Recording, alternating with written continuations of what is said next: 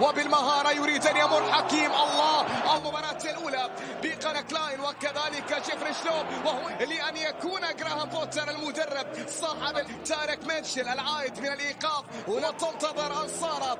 الآن أكبر مشاكل جماهير نادي تشيلسي ستعم عند جماهير البلوز إلى عاد هذا لكن اتضح فيما بعد أنه كذلك ممنوع فيها الأخطاء. كرة منقولة من التغطية كانت موجودة. حكيم زياد، كرة الخطوات ممتازة إلى حكيم، مغربية ألمانية قبل ذلك أفكار خارج الصندوق، وبالتالي تشيلسي صعصت فيه الكثير من الحلول. حكيم زياش يحاول فيها عرضية في الكرة الأخيرة من جانب زياش، لكن في اللقطة الماضية عادت إلى حكيم زياش يتقنين لمصلحة نادي تشيلسي عن طريق حكيم زياش، ومن سيسجل الهدف الأول. هون تمريرة إلى حكيم زياش. كيبا يتصدى، كيبا يمنع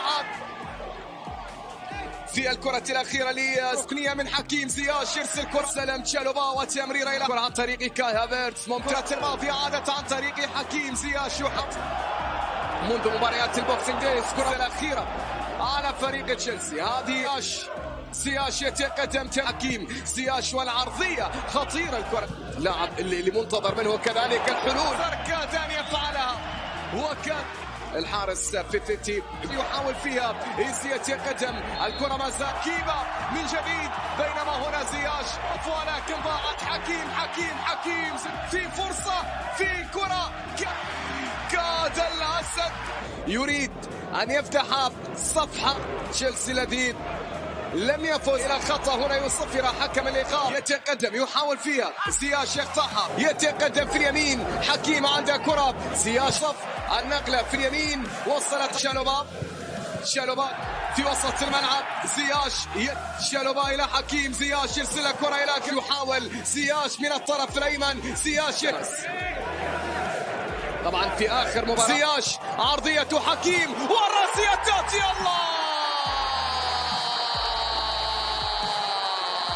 لابد من زياش ماذا يفعل؟ زياش يتقدم، زياش يحاول فيها، يقدم في اليمين. هنا حكيم بمهارات عرض من الجهة اليمنى. زياش يرسل كرة سقط إدوارد من دون خطأ، بينما حكيم زياش يتقدم في الطرف الأيمن.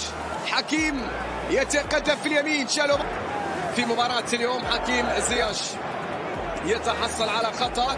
حكيم زياش عنده كرة. زياش تحت التصفيقات، صانع الهدف تياغو سيلفا.